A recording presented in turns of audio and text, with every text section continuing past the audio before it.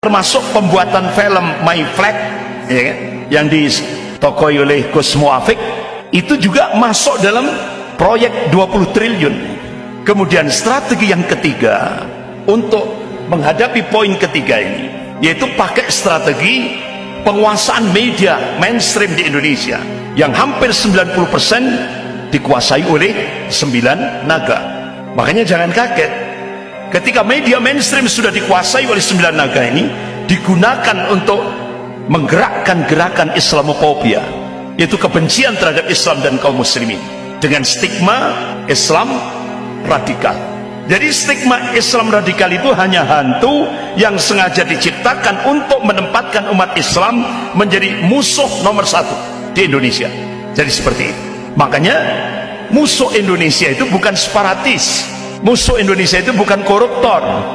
Jadi musuh Indonesia atas perintah Cina adalah Islam dan kaum muslimin.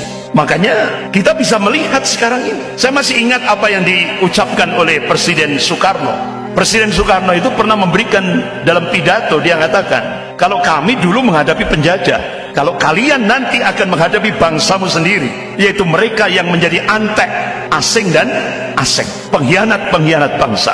Ternyata apa yang diucapkan oleh beliau menjadi sebuah kenyataan di Indonesia sekarang. Makanya kalangan kiri itu pakai teori mirror, teori antagonistik.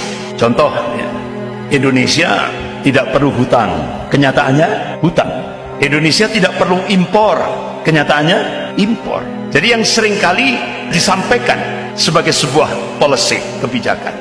Bapak-bapak, ibu yang dirahmati Allah, tahun 80 Pak Budiarjo itu pernah menulis apa itu komunis.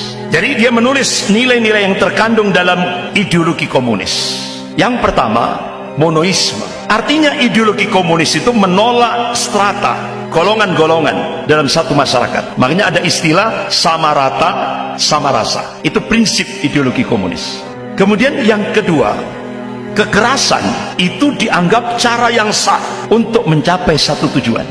Yang ketiga, semua alat negara, baik itu polisi, TNI, birokrasi, media massa, intelektual, dan perundang-undangan digunakan untuk mewujudkan tujuan.